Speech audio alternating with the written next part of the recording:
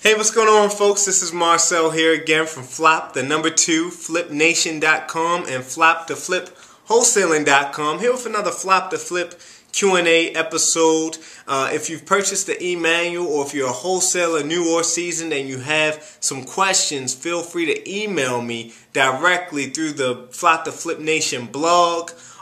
This week, I actually received an email from a Philadelphia wholesaler, Iman, that Philly wholesaler. You can follow her on YouTube. She's also on Facebook.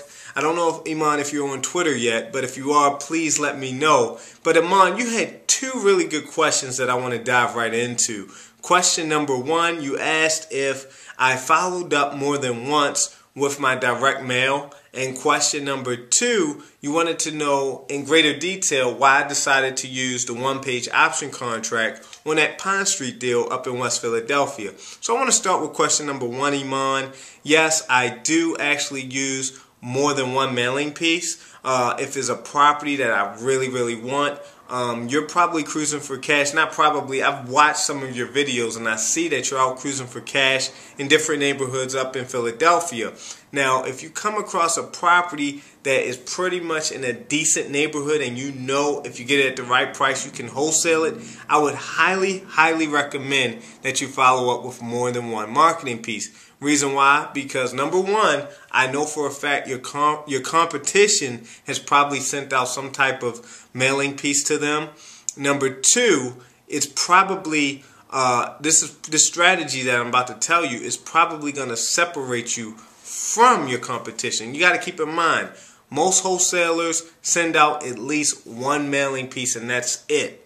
They don't ever follow up. So that's a way you can start to beat out your competition by following up with these potential motivated sellers more than one time. So that letter that's applied in the e-manual, you can actually use that for starters, but then you can actually transform that letter into a handwritten letter. You can take the language in that letter and you can put it on your postcards as well. So I'm going to give you an example of some of the things that we do here at A+ Neighborhood Home Buyers at the Flop2Flip Nation, how we send out our sequential mailing.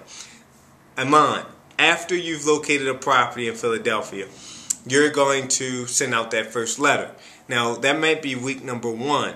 If you don't get a response in 5 days, you want to follow up with another letter, but you want to make it personable. So, Iman, I'm going to use you as a property owner up in Philadelphia, and I'm going to show you exactly how I would send out a handwritten letter to you. I would simply write a letter that was directed straight to you. I would say, Iman, this is Marcel from apnhomebuyers.com.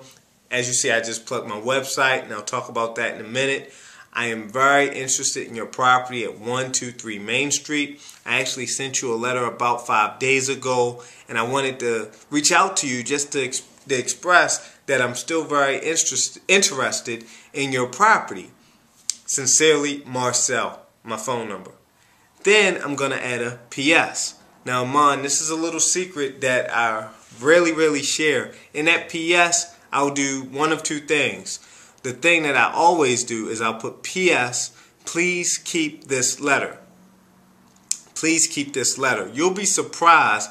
Folks actually hold on to your direct mail for years, months, weeks, and then they'll decide to give you a call. You'll be surprised. You'll send out a letter this year in 2010, and you'll get a call in 2011 from a letter you sent maybe 8 to 9 months ago. That's just how this business works. It's a numbers game.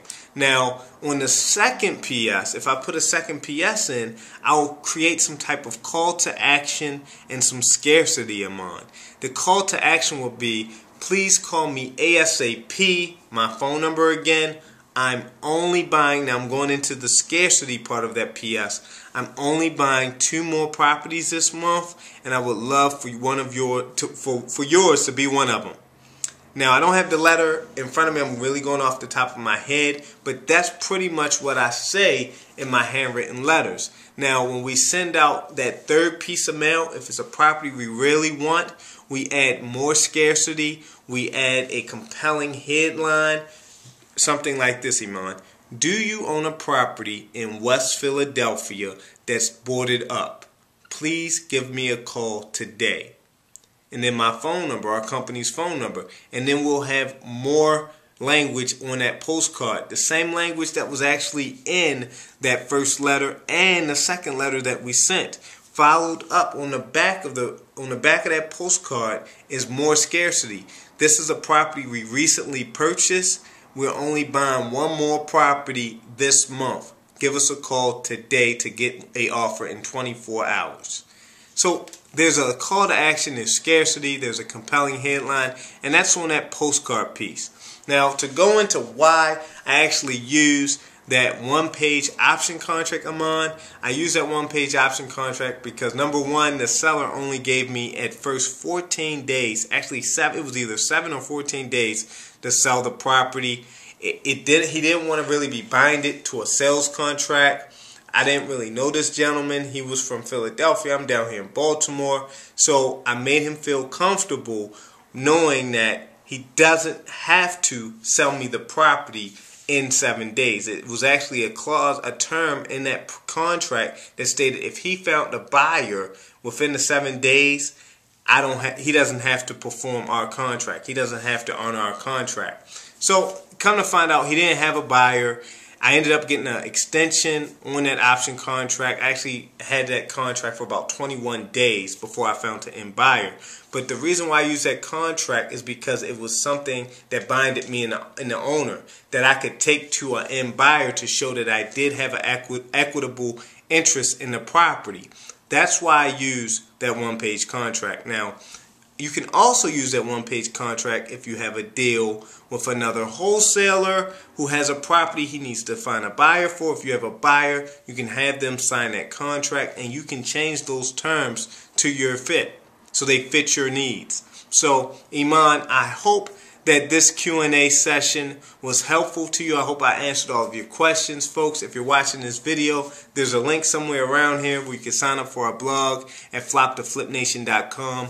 You also can get your hands on that same e-manual that Iman has, and she's already out taking action using those strategies. Until next time, I don't know where I'm going to be. Right now I'm in our conference room here at the APN Homebuyers Headquarters, Flop2Flip Nation Headquarters. Look, I'll see you at the closing table and on the other side. Take care, and I'll see you soon. Bye-bye.